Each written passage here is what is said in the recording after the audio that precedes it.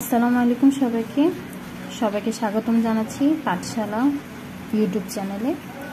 আজকে আমি আপনাদের সামনে উপস্থাপন করব ক্লাস 6 এর সায়েন্স বইয়ের পঞ্চম অধ্যায় সালোক সংশ্লেষণ নিয়ে। আজকে আমাদের মূল টপিক সালোক সংশ্লেষণ। তো চলুন পড়াটা শুরু করি। প্রথমত আমরা জানব সালোক সংশ্লেষণের কাজ কি বা কিভাবে আমরা অধ্যায়টা শুরু করব বা কি পড়ব। তো আউটকাম হিসেবে বা আমরা এই অধ্যায় শেষে কি জানতে পারবো সেগুলো নিয়ে আগে একটু আলোচনা করি।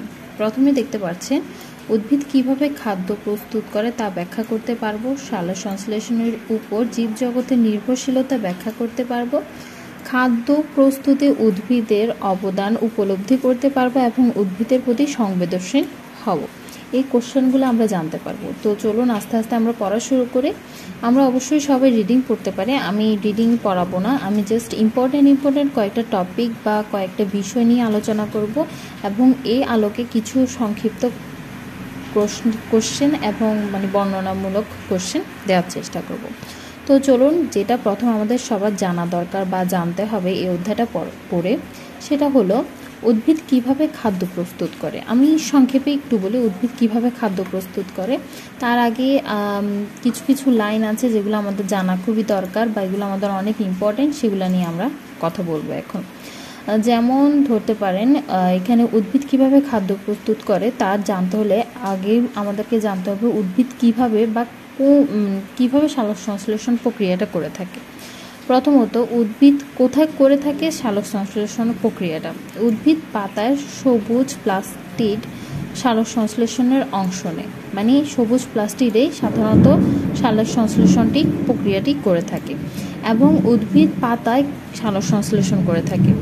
প্লাস্টিডের ভেতর সৌরশক্তি, পানি এবং কার্বন ডাই অক্সাইড বিক্রিয়া করে অক্সিজেন এবং গ্লুকোজ উৎপাদন করে। তো আমাদেরকে জানতে হবে যে উদ্ভিদের প্লাস্টিডের মাধ্যমে প্লাস্টিডে কি উপাদান থাকে এবং কি উপাদান থেকে কি উপাদান উৎপন্ন করে থাকে। প্রথমত সৌরশক্তি, পানি, কার্বন ডাই অক্সাইড এগুলো থাকে, এগুলো বিক্রিয়া করে অক্সিজেন এবং গ্লুকোজ উৎপন্ন করে থাকে, এগুলো উৎপন্ন করে থাকে। পাতার সালোক সংশ্লেষণের প্রধান স্থান রূপে কেন গণ্য করা হয়?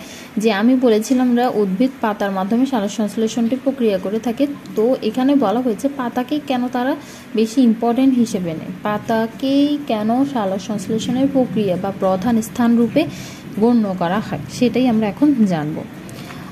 প্রথম পয়েন্টে বলা আছে পাতা চ্যাপ্টা ও সম্প্রসারিত হওয়ায় বেশি পরিমাণ সূর্যরশ্মি এবং অল্প সময় প্রচুর পরিমাণ কার্বন ডাই অক্সাইড গ্যাস শোষণ করে।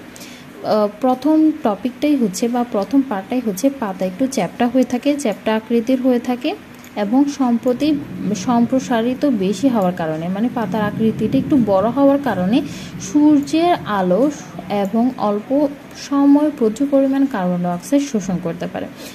কার্বন ডাই অক্সাইডের পরিমাণ আমাদের মূল উপাদান, সালোক সংশ্লেষণের জন্য মূল উপাদানই হচ্ছে সূর্যের আলো আর কার্বন ডাই অক্সাইড। তো এই দুইটাই পাতা ভালোভাবে অবজার্ভ করতে পারে, যার কারণে পাতাটাই মূল উপাদান হিসেবে বেছে নেওয়া হয়েছে। দ্বিতীয় পার্টটা কি? দ্বিতীয়টা হচ্ছে পাতায় কোষগুলোতে ক্লোরোপ্লাস্ট এর সংখ্যা অনেক বেশি থাকে। ক্লোরোপ্লাস্ট হচ্ছে পাতার মধ্যে এমন একটা উপাদান থাকে যেটা খুবই প্রয়োজনীয় পাতার জন্য এবং সালোক সংশ্লেষণ করার জন্য এটা খুবই প্রয়োজনীয় হয়ে থাকে, একটা প্রয়োজনীয় একটি উপাদান, যার কারণে পাতাকে বেছে নেওয়া হয়েছে সালোক সংশ্লেষণের জন্য। তৃতীয় নাম্বারটা হচ্ছে পাতায় অসংখ্য পত্র রন্ধন থাকায় সালোক সংশ্লেষণের সময় গ্যাসীয় পদার্থের আদান প্রদান সহজে ঘটে। কি থাকার কারণে? পত্র রন্ধন থাকার কারণে সালোক সংশ্লেষণের জন্য খুবই প্রয়োজনীয় একটা উপাদান বা খুবই ভালোভাবে সালোক সংশ্লেষণ করতে পারে, যার জন্য পাতাটাকে বেছে নেওয়া হয়েছে। তারপরে সেকেন্ড পার্টে আমরা যাব সালোক সংশ্লেষণের পদ্ধতিটা খুবই সাধারণ বিষয় বা এটা খুবই ইম্পর্ট্যান্ট একটা বিষয়। পদ্ধতির ক্ষেত্রে প্রথমে আমাদেরকে যে বিষয়টা নিয়ে আমরা আলোচনা করব সেটা হচ্ছে এটা মূল টপিক হিসেবে থাকবে, এটাই খুবই ইম্পর্ট্যান্ট একটা বিষয় আলোচনা করার জন্য সালোক সংশ্লেষণের প্রক্রিয়া পদ্ধতি হিসেবে। পদ্ধতির মধ্যে প্রথমত আমরা জানি যে কার্বন ডাই অক্সাইড এবং পানি এই দুটা বিক্রিয়ার ফলে এটা যখন বিক্রিয়া করে তখন আলো এবং ক্লোরোফিল এটা প্রয়োজন হয় পাতার মধ্যে থাকে। এবং আলোরও প্রয়োজন হয়ে থাকে। তখন পাতায় যখন কার্বন ডাইঅক্সাইড এবং পানি বিক্রিয়া করে তখন গ্লুকোজ, অক্সিজেন এবং পানি উৎপন্ন হয়ে থাকে সালোক সংশ্লেষণের ফলে। তো এটা খুবই একটা মানে অনেক সুন্দর একটা প্রক্রিয়া সালোক সংশ্লেষণের, এটা আমাদেরকে সবাইকে অবশ্যই জানতে হবে। সালোক সংশ্লেষণের প্রক্রিয়া দুটি পর্যায় রয়েছে, একটা হচ্ছে আলোক পর্যায় আর একটা হচ্ছে আলোর নিরপেক্ষ পর্যায়, এটা আমাদেরকে জানতে হবে। তারপরে আমরা জানবো সালোক সংশ্লেষণের অক্সিজেনের নির্গম পরীক্ষাটা তোমাদের সবাইকে জানা দরকার, জানতেই হবে, কারণ পরীক্ষাটার মাধ্যমে কিভাবে অক্সিজেন কিভাবে বুদবুদ বা টেস্ট টিউব এগুলো কিভাবে ঘটে থাকে সেটাই আমরা জানবো পরীক্ষাটার মাধ্যমে। পরীক্ষা অনেক সময় কোশ্চেন চলে আসে যে পরীক্ষাটা বর্ণনা করতে, তো আমরা সুন্দর মতেই যেভাবে দেওয়া আছে সুন্দর করে আমরা এটাকে বিশ্লেষণ করলে পরীক্ষাটার আনসার দেওয়া যাবে একদম সহজে। তারপরে হচ্ছে জীবজগতের সালোক সংশ্লেষণের গুরুত্বের কোনো বিকল্প নেই। জীবজগতের সালোক সংশ্লেষণে কেন প্রয়োজন, কেন তাৎপর্য রয়েছে সেটাও আলোচনা করা হবে এখানে। তোমরা দেখতে পাচ্ছ খাদ্য উৎপাদনের ক্ষেত্রেই সালোক সংশ্লেষণে খুবই উপকারিতা রয়েছে। পরিবেশে গ্যাস বিনিময়ের জন্য আমরা জানি যে কার্বন ডাইঅক্সাইড আমাদের পরিবেশের জন্য খুবই খারাপ হয় এবং অক্সিজেন আমাদের পরিবেশের জন্য খুবই ভালো হয়ে থাকে এবং মানব দেহের জন্য খুবই জরুরি। তো উদ্ভিদ কার্বন ডাইঅক্সাইড ব্যবহার করে অক্সিজেন নির্গমন করে, যার কারণে অক্সিজেনটা আমাদের জন্য খুবই দরকার হয়ে থাকে। তাই বলা হয়েছে এখানে জীবজগতে সালোক সংশ্লেষণের তাৎপর্য এবং গুরুত্বপূর্ণ অপরিসীম। তোমরা এটা আরেকটু ভালো করে পড়লে দেখতে পারবা, একদম খুবই সোজা আছে বিষয়টা। তো আমরা নেক্সট পার্টে যাব। নেক্সট পার্টটা হচ্ছে আমি তোমাদের জন্য কয়েকটি কোশ্চেন লিখে রেখেছি, সেগুলো আমাদের খুবই জানা দরকার বা খুবই ইম্পর্টেন্ট, সেগুলোই আমি তোমাদেরকে দিয়েছি এখানে। প্রথমত দেখতে পাচ্ছ পৃথিবীর প্রতিটি জীবের বেঁচে থাকার জন্য কিসের প্রয়োজন? খাদ্যের প্রয়োজন। যে কোনো কাজ করার জন্য কিসের প্রয়োজন হয়ে থাকে? যে কোনো কাজ করার জন্য খাদ্যের প্রয়োজন।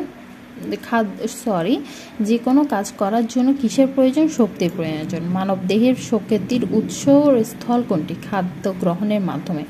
এগুলো তোমরা সুন্দর মতো দেখে নেবে এবং ভালোভাবে পড়ে নেবে, এগুলো আমি তোমাদের জন্যই রেডি করেছি। এখানে ছোট ছোট কয়েকটা কোশ্চেন রয়েছে, আমি ইম্পর্টেন্ট হিসেবে এটাই রেখেছি। তোমরা ভালো করে কয়েকটা ইম্পর্টেন্টগুলো রেখেছি, আরও ভালো করে পড়ে নিতে পারো। বর্ণনামূলক প্রশ্নের মধ্যে কি আছে তোমরা দেখতে পারো, সেগুলো প্রশ্নের মধ্যেই বা বইয়ের মধ্যে পাঠ্য বইয়ের মধ্যেই দেওয়া আছে, তোমরা ভালো করে দেখলেই বুঝতে পারবা।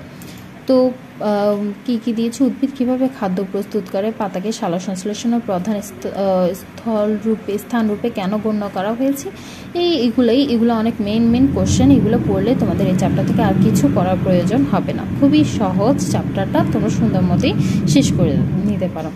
তো এই হচ্ছে আজকে আমাদের বিষয়। সবাইকে ধন্যবাদ আমার সাথে থাকার জন্য, এবং এই চ্যাপ্টারটা অনেক ভালো করে পড়িয়ে দিয়েছি, তোমরা ভালো করে বাসায় পড়লে সুন্দর মতো দেখতে পারবে। তো সকলকে ধন্যবাদ আমার সাথে থাকার জন্য।